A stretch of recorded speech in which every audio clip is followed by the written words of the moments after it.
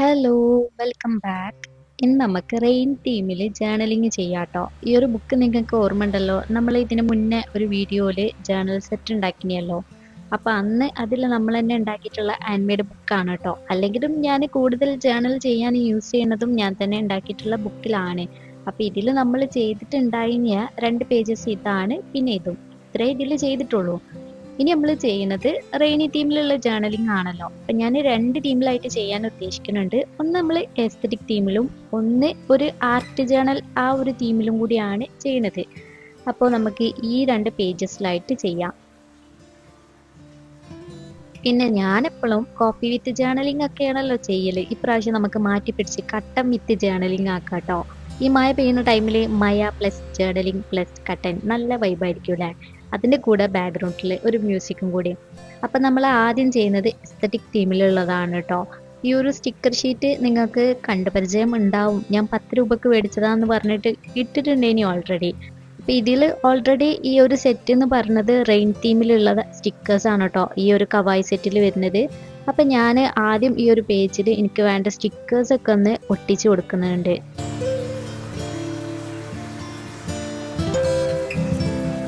സാധാരണ നമ്മൾ ഡിസൈനൊക്കെ ചെയ്ത് കഴിഞ്ഞിട്ട് എന്തെങ്കിലുമൊക്കെ എഴുതാനുള്ളത് എഴുതുന്നതാണ് നന്നാവുക. എന്നാൽ നമുക്ക് ആ ഒരു ഗ്യാപ്പിൽ മാത്രം എഴുതി കൊടുത്താൽ മതിയല്ലോ. അപ്പം ഞാൻ ഇതേപോലെ വേണ്ട സ്റ്റിക്കേഴ്സൊക്കെ ആദ്യം തന്നെ സൈഡിലും എവിടെയൊക്കെ വേണ്ടി വെച്ചാൽ കുറച്ച് അധികം തന്നെ കവായി സ്റ്റിക്കേഴ്സ് ആയതുകൊണ്ട് ഞാൻ ഒട്ടിക്കുന്നുണ്ട് കേട്ടോ. പിന്നെ ഈ സ്റ്റിക്കർ പറിക്കുന്നത് എനിക്ക് അത്രയ്ക്ക് വലിയൊരു സുഖമായിട്ട് തോന്നിയിട്ടില്ല. പിന്നെ ഞാൻ ഒരു മഷ്റൂം ദ്വീപിലൊക്കെ ചെയ്യണമെന്ന് ആദ്യം എനിക്ക് പ്ലാൻ ഉണ്ടായിനി. എന്നിട്ട് അങ്ങനെ സ്റ്റിക്കർ പ്രിൻ്റൊക്കെ എടുത്ത് വെച്ചിട്ടുണ്ടെങ്കിലും പിന്നെ ലാസ്റ്റ് ചെയ്യാനിരുന്നപ്പോഴാണ് എന്നാൽ പിന്നെ ഇങ്ങനെ 2 തീമിലാക്കിയിട്ട് ചെയ്യാമെന്ന് പ്ലാൻ വന്നത്.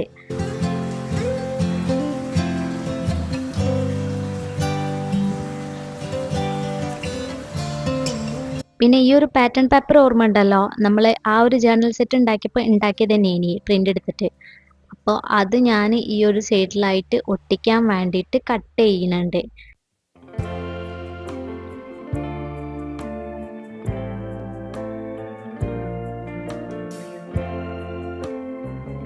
പിന്നെ നമ്മൾ റെയിനി തീമിലാണ് ചെയ്യണമെന്ന് പറഞ്ഞല്ലോ. അപ്പം ഞാൻ ഇവിടെ ഇങ്ങനെ റെയിനി ഡേ എന്നും കൂടി ഹെഡിങ് എഴുതി കൊടുക്കുന്നുണ്ട് കേട്ടോ.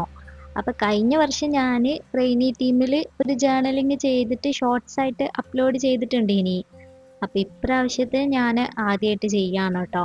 ജേർണലിംഗ് ഒക്കെ ഞാൻ ഇതിൻ്റെ മുന്നേ ഈ റെയിനി സീസണിൽ ചെയ്തിട്ടുണ്ടെങ്കിലും റെയിനി തീമിലായിട്ട് അങ്ങനെ ചെയ്തിട്ടില്ല. ഇനി എനിക്ക് ഈ മഴയൊക്കെ പെയ്യുമ്പം ഞാൻ മഴ എന്ന് പറയുമ്പം ചില ആൾക്കാർ മഴ അല്ല മഴ ആണ് എന്നൊക്കെ പറയലുണ്ട്. നമ്മൾ മലബാർക്കാർ എത്ര പറഞ്ഞാലും അങ്ങനെയൊക്കെ ആവുള്ളൂ കേട്ടോ. അപ്പം ഞാൻ ഇതേപോലെ ഈ ഒരു ഭാഗത്ത് എൻ്റെ റെയിനി ടീമിലുള്ള റെയിനി ഡേയിൽ എനിക്ക് കേൾക്കാൻ ഇഷ്ടമുള്ള സോങ്സ് ഒക്കെയാണ് എഴുതി കൊടുക്കുന്നത്. പിന്നെ എനിക്ക് എന്താ റെയിനി ഡേയ്സിൽ തോന്നുന്നത് അങ്ങനെ ഞാൻ കുറച്ച് കാര്യങ്ങൾ കൂടി എഴുതിയിട്ടുണ്ട്. ജേർണലിങ്ങിൽ എന്താ എഴുതാന്ന് അറിയില്ല, നമുക്ക് എന്താ തോന്നുന്നത് അതെന്തും എഴുതാം. അപ്പം ഞാൻ ഇവിടെ ഇങ്ങനെ ഒരു പാറ്റേൺ പേപ്പർ ഒട്ടിച്ചിട്ടുണ്ടല്ലോ, ഈ ഒരു വയലറ്റ് ഗ്രിഡിലുള്ള. അപ്പം ഇതിലാണ് എനിക്ക് മഴ പെയ്യുന്ന ടൈമിൽ കേൾക്കാൻ ഇഷ്ടമുള്ള കുറച്ച് പാട്ടുകളൊക്കെ എഴുതിയിട്ടുള്ളത്. അപ്പം അങ്ങനെ നമ്മുടെ എസ്തറ്റിക് ആയിട്ടുള്ള ജേർണലിങ് ചെയ്ത് കഴിഞ്ഞു കേട്ടോ. Lighten up, take me on your magic river, tell me all your dreams align. ഇനി നമുക്ക് ഈ ഒരു ഭാഗത്ത് ആർട്ട് ജേർണലിങ് ചെയ്യാം. എൻ്റെ ആദ്യത്തെ ഒരു പ്ലാൻ എന്ന് പറഞ്ഞാൽ വേറെ 2 പേജിലായിട്ട് ആർട്ട് ജേർണലിങ് ചെയ്യാന്നേനി. പക്ഷെ അങ്ങനെ എടുത്ത് വരുമ്പോൾ ആണെന്നുണ്ടെങ്കിൽ കുറേ വീഡിയോൻ്റെ ലെങ്ത്തും കൂടും, പിന്നെ ആണെന്നുണ്ടെങ്കിൽ കുറേ ടൈമും എടുക്കും. അപ്പം ഞാൻ വിചാരിച്ച് ഈ ഒരു എസ്തറ്റിക് തീം ചെയ്തതിൻ്റെ നേരെ ഓപ്പോസിറ്റിനായിട്ട് ഈ ഒരു ആർട്ട് ജേർണലിങ് കൂടി ചെയ്യാന്ന്.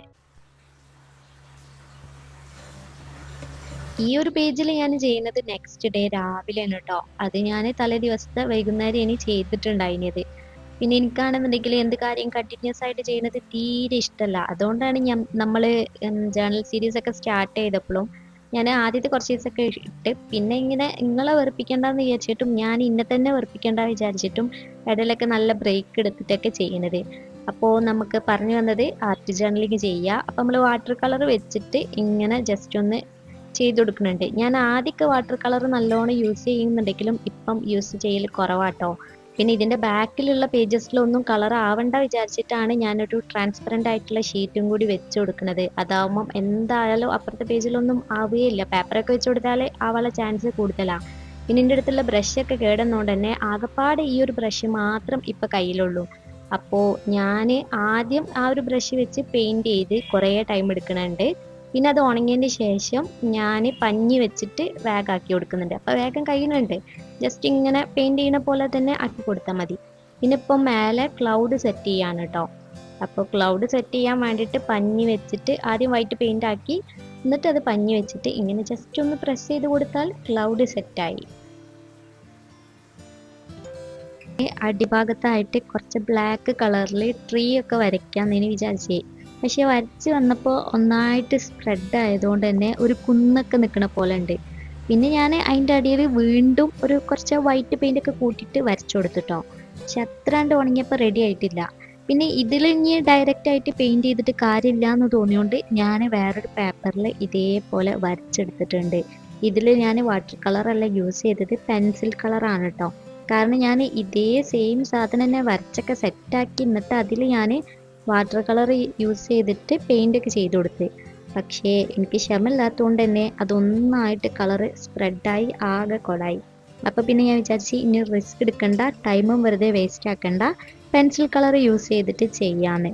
അപ്പം അങ്ങനെ അതിങ്ങനെ കട്ട് ചെയ്തിട്ട് ഒട്ടിച്ചിട്ടുണ്ട്. പിന്നെ കട്ട് ചെയ്യുമ്പം നമ്മൾ കുറച്ച് വൈറ്റ് ഭാഗം കൂടി കൂട്ടിയിട്ട് വേണം കേട്ടോ കട്ട് ചെയ്യാൻ. അപ്പം അത് കാണാൻ കുറച്ചും കൂടി ഭംഗിയായിരിക്കും. അതിങ്ങനെ എടുത്ത് കാണിക്കുമല്ലോ.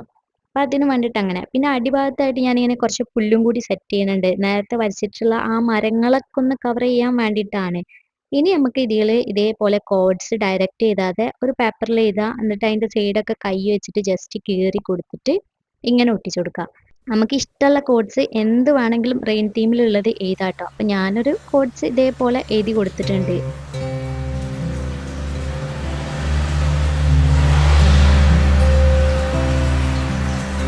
പിന്നെ നേരത്തെ വരച്ചിട്ടുള്ള മഴത്തുള്ളികൾ കറക്റ്റായിട്ട് ഉണങ്ങിയപ്പം കാണാത്തതുകൊണ്ട് ഞാൻ വീണ്ടും കുറച്ചും കൂടി മഴത്തുള്ളികളും കൂടി ഒന്ന് വരച്ചു കൊടുക്കുന്നുണ്ട്. അങ്ങനെ നമ്മളെ റെയിനി തീമിലുള്ള ജേർണലിങ് ചെയ്ത് കഴിഞ്ഞ്. ഇത് രണ്ടും എല്ലാവർക്കും, ചെറിയ കുട്ടിക്ക് വരെ ചെയ്യാൻ പറ്റും കേട്ടോ. ഇപ്പം ഞാൻ ചെയ്തിട്ടുള്ള ഈ പെയിൻറ്റിംഗ് ഒക്കെ എല്ലാവർക്കും ഈസി ആയിട്ട് ചെയ്യാൻ പറ്റും. അപ്പം എന്തായാലും നിങ്ങൾ ട്രൈ ചെയ്ത് നോക്കുക. അപ്പം നമ്മൾ ചെയ്തതിൽ ഇതിൽ രണ്ടിൽ നിങ്ങൾക്ക് ഏതാണ് ഏറ്റവും കൂടുതൽ ഇഷ്ടമായെന്ന് കമൻറ്റ് ചെയ്യുക. പിന്നെ നമ്മൾ ചെയ്ത ഈ ഒരു ജേർണലിങ്ങിന് നിങ്ങൾ 10ൽ എത്ര റേറ്റിംഗ് കൊടുക്കുന്നും കൂടെ കമൻറ്റ് ചെയ്യാം കേട്ടോ. അപ്പം ശരി, ഓക്കെ, ബൈ. അടുത്ത വീഡിയോയിൽ കാണാം.